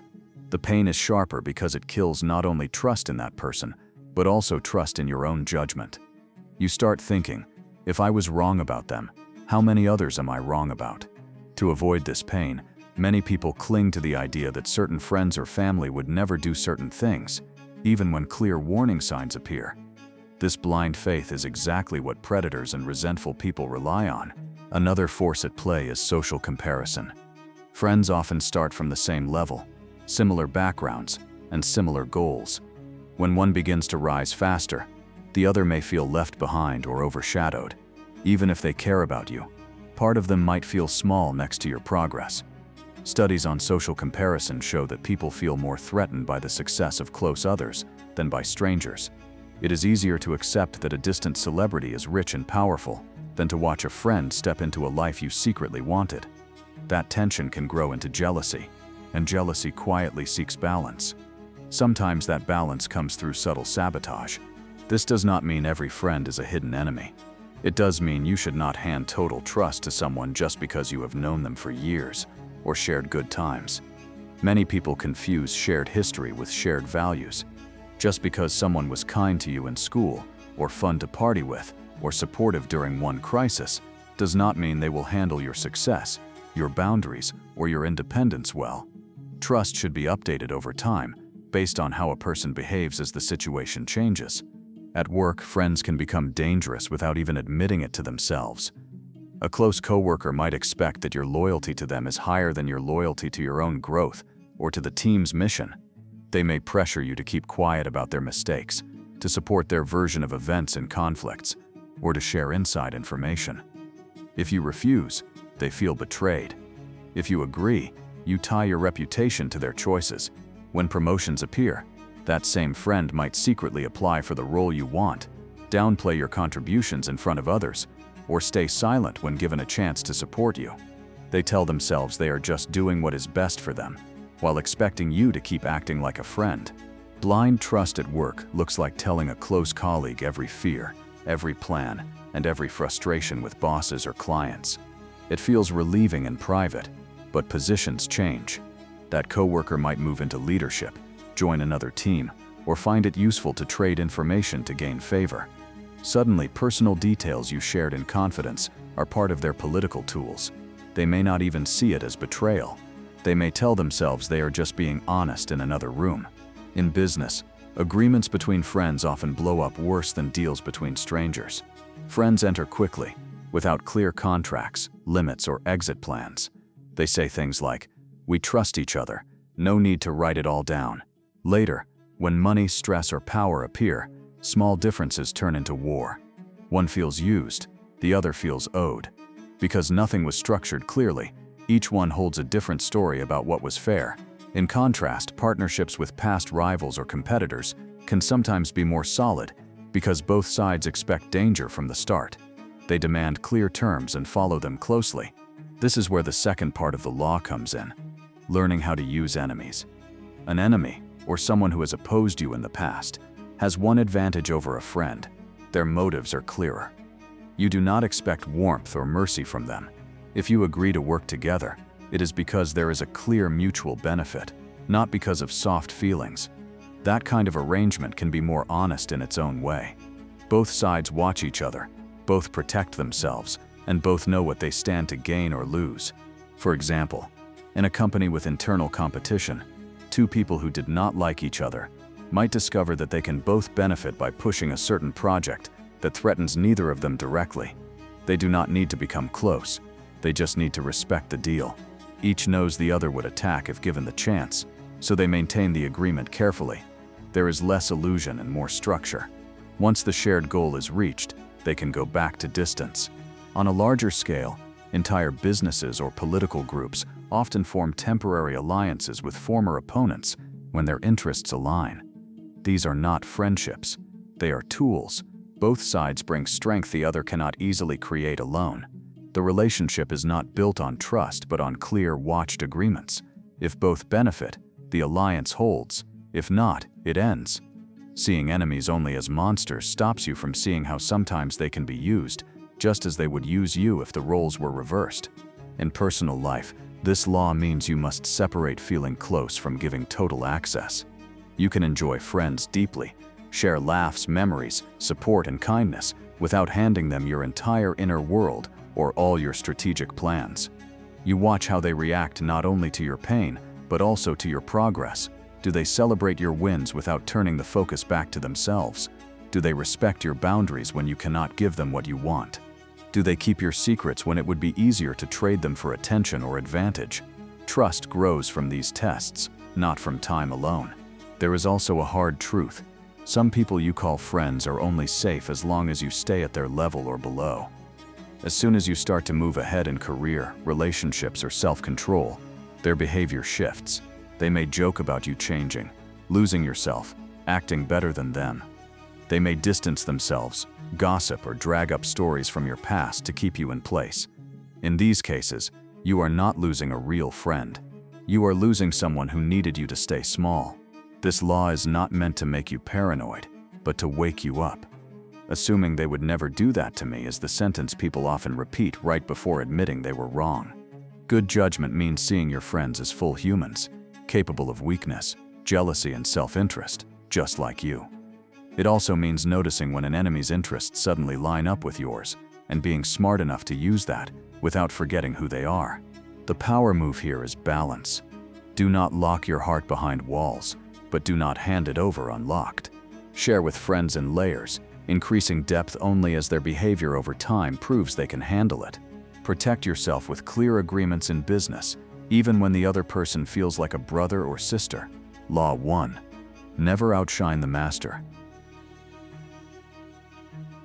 People like to believe that doing great work, showing full talent, and shining as bright as possible will always be rewarded. This is only true when the people above you feel safe. The moment your skill, charm, or intelligence makes a higher-ranking person feel replaceable, their nervous system stops seeing you as an asset and starts seeing you as a threat. They may smile, praise you, and call you promising, but inside they are asking a simple question: if this person keeps rising, what happens to me? That fear is what destroys careers, friendships, and chances. Psychology calls this ego threat. Studies show that when people feel their status or self-image is under attack, they react with anger, defensiveness, and even cruelty, often without admitting to themselves why. A boss who sees a younger worker outperform them can feel deep shame and fear. Instead of saying, "I am scared this person will replace me," the mind tells a different story. This person is arrogant, not ready, not loyal, too risky. Social dominance theory explains that people in high positions often work hard, consciously or not, to protect their rank. If your light makes their light look dimmer, they will try to dim you. At work, this law appears in many quiet ways. An employee who works extremely hard, brings new ideas, and gains respect from others may expect quick promotion. Instead, their manager starts to exclude them from meetings, delay their raises, or give weaker feedback. The manager may feel that everyone now looks to this employee instead of to them. They feel their control slipping, so they use their power not to lift this person up, but to hold them down. This is not always done with full awareness. They may tell themselves they are acting in the best interest of the team, that the person needs to slow down, learn patience, or pay more dues. In some cases, a talented employee makes another mistake. They show off in front of their boss's boss. They shine too brightly in rooms where their direct manager wants to be the main star.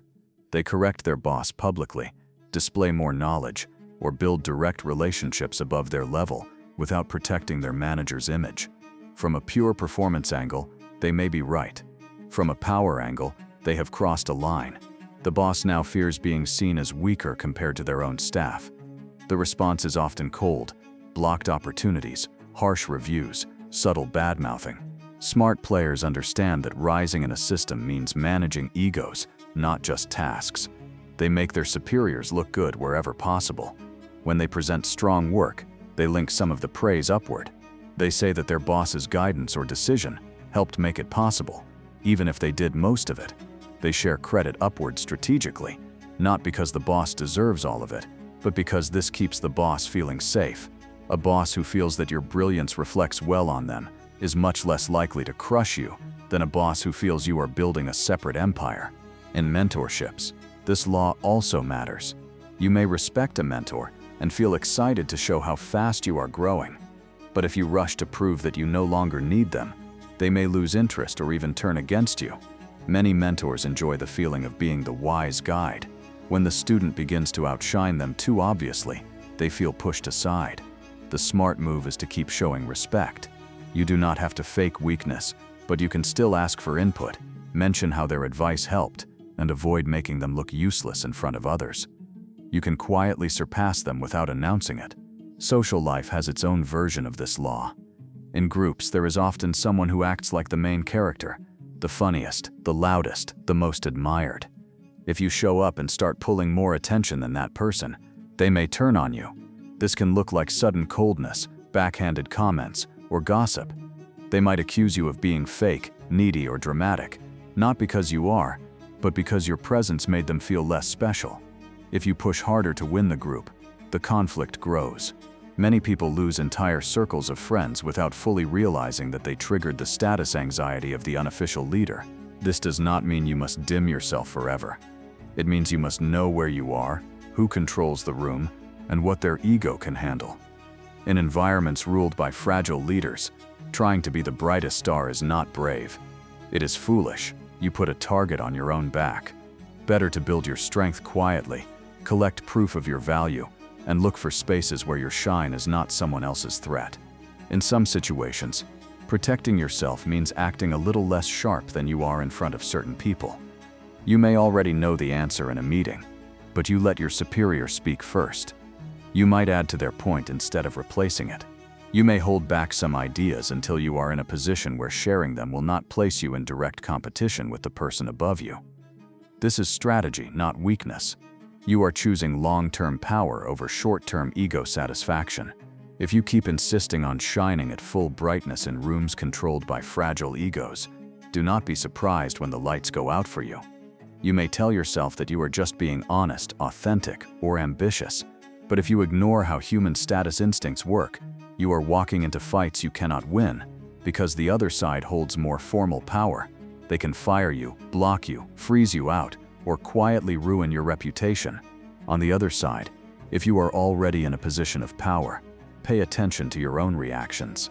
If you feel irritated or threatened every time someone under you does something great, recognize the fear instead of acting it out.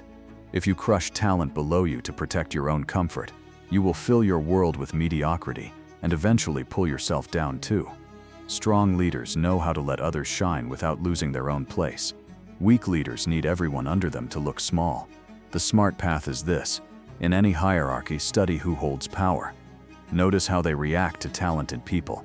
In secure, healthy environments, you can show more of your full ability without fear. In insecure, tense structures, move like a shadow while you grow.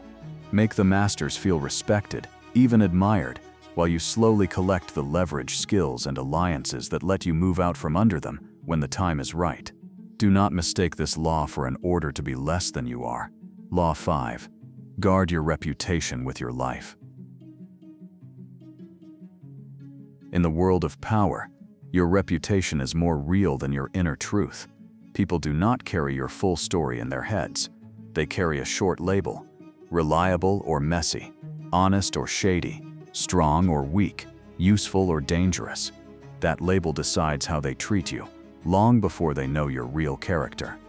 Reputation is not a nice extra. It is the armor that stands between you and quiet destruction. Once it cracks, repairing it is slow and sometimes impossible. The brain is lazy. It needs shortcuts to handle the huge amount of information it meets each day. Reputation is one of those shortcuts. When someone hears your name, they reach for the story they already have about you. If that story is positive, they will give you chances, forgive mistakes, and explain away your bad days. If that story is negative, they will doubt your effort, question your motives, and use your mistakes as proof that they were right about you from the start. This is the power of confirmation bias. Once people decide who you are, they look for signs to support that belief and ignore signs that do not fit. This is why a single serious hit to your reputation can follow you for years. Even if the original story was false, messy, or exaggerated, it often spreads faster than any correction. If someone accuses you of being disloyal, dramatic, or untrustworthy, that label can stick, especially if it lands at a moment when others are already unsure about you. Even when the truth comes out later, many will not fully erase the doubt. A small part of their mind keeps the warning alive. There might be something there. In careers, reputation quietly opens and closes doors you never even see. A manager thinking about who to promote does not only look at numbers on a report. They also think, who do I hear good things about? Who handles pressure well? Who do I trust not to embarrass me? A person known as steady, respectful, and competent will get chances others never hear about. The opposite is also true. A single emotional outburst in a meeting, a pattern of gossip, or a public argument with a superior can mark you as risky. No one may confront you directly. They simply stop thinking of you when serious roles appear. Online, the danger is multiplied. Every post, comment, photo, and emotional rant can be saved, shared, and taken out of context. You may feel like you are just venting to friends, But the internet does not forget. Years later, when you apply for a job, start a business, or enter a new relationship, those old moments can resurface. Someone with a problem with you can search, screenshot, and spread them at the exact time it will hurt most. If you treat the internet like a diary, do not be shocked when it behaves like a file. In relationships, reputation decides how much room people give you.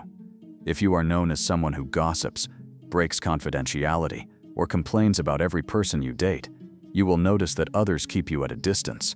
They may still talk to you, but they will not trust you with serious secrets or serious roles in their life. They will sense that bringing you into their private world is a risk. Most will never say this to your face. They will just quietly adjust how they use you, for entertainment, not for depth. Guarding your reputation starts with simple discipline. You learn to control public behavior when emotions run high. Feeling anger, pain, or panic is human. Exploding in front of everyone is costly. That angry message you want to send to the group chat, the rant you want to post, the public showdown you feel tempted to start at work may feel good in the moment. But once the fire is out, what stays is the image of you as unstable. People may agree with some of what you say and still mark you as someone they cannot fully trust with power. This does not mean you must be fake or silent. It means you choose your battles and your arenas. If something serious needs to be confronted, you handle it with as much calm and privacy as possible. You speak to key people directly, not to every watching eye. You document things quietly. You protect yourself without turning every conflict into a show.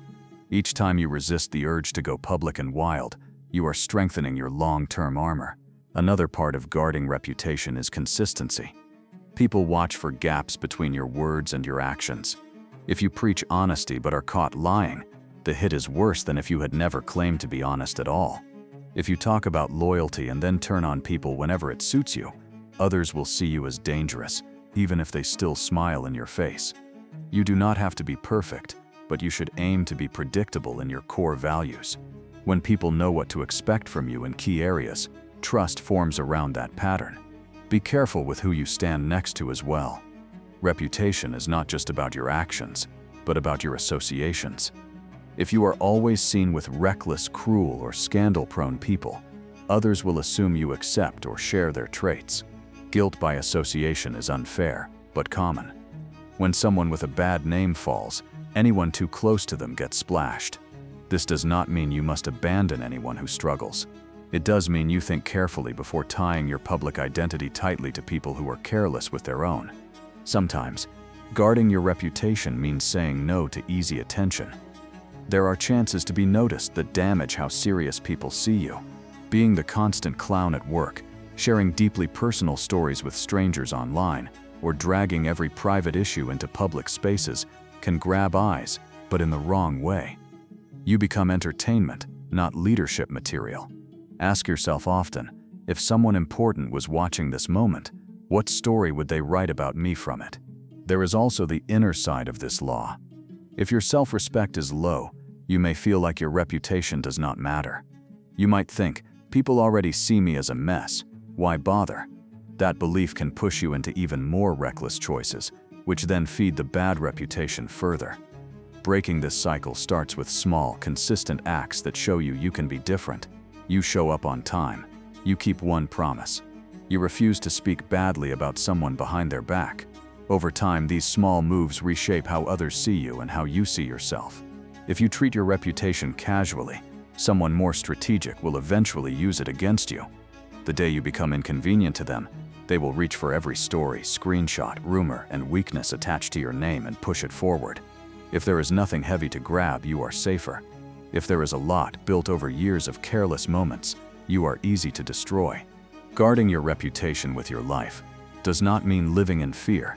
It means living with awareness. You choose what you show, where you show it, and who you show it to. You act as if your name will be brought up in rooms you are not in, because it will. You make sure that when that happens, the first story people reach for is this: serious, stable, fair, capable. That story will not protect you from every attack, but it will make it much harder for others to turn you into an easy target. In power games, your reputation walks ahead of you. Make sure it is someone you are willing to follow. You have just walked through 15 laws that most people around you are obeying without knowing their names. These laws are not theory. They live in how your stomach drops when someone pulls away, how your tongue loosens when someone acts like a perfect friend, how you chase those who ignore you, how you protect those who once did you a favor, how you shrink around fragile power, and how you sabotage yourself by talking too much, trusting too fast, or hiding when you should be seen. The game is already inside your nervous system. The only real choice is whether you play it blind or with your eyes open. Look back over the laws and notice the patterns they point to. Scarcity shapes desire. When someone or something is harder to reach, the mind rates it higher. They are not separate tricks, they form a system. Once you see that system, everyday life stops feeling random. When someone withdraws after giving you attention, you can ask if they are using absence as inflation. When a coworker listens to every complaint but never shares their own, you can see the file they might be building. When a boss starts to freeze you out just as others begin to praise you, you can recognize ego threat and decide whether to stay, camouflage, or move on. When you feel tempted to pour your heart out or fight for hours to be understood, you can pause and remember that action, distance, or silence might serve you better than more words. But there is a danger in learning these laws. Once you see how people can be played, it is easy to slide into pure cynicism or pure predation. You might start to treat every friend as a spy, every act of kindness as a trick, every relationship as a contest, and every weakness in others as a chance to exploit. That path will give you some quick wins. It may also hollow you out. Living in constant manipulation means living in constant defense, because you will assume everyone is like you. Trust will die, paranoia will grow, your nervous system will live on high alert. That is not power. That is a different kind of cage.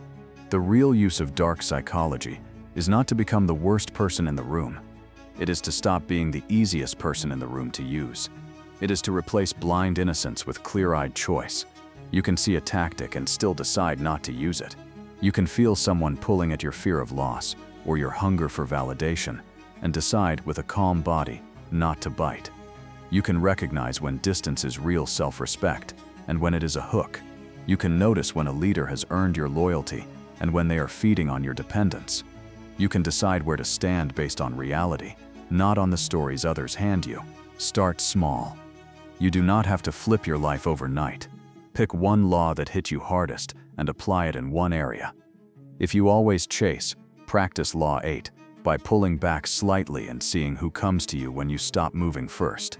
If you talk too much in tense moments, practice Law 4 by cutting your explanations in half and leaving some space. If you trust too easily, practice Law 2 and Law 14 by matching the depth of what you share to what the other person has actually proven over time, not what they promise. If you hide your work and then feel ignored, practice Law 6 and Law 7 by putting your results where people with power can see them and calmly attaching your name. At the same time, scan your life for where others might already be using these laws on you.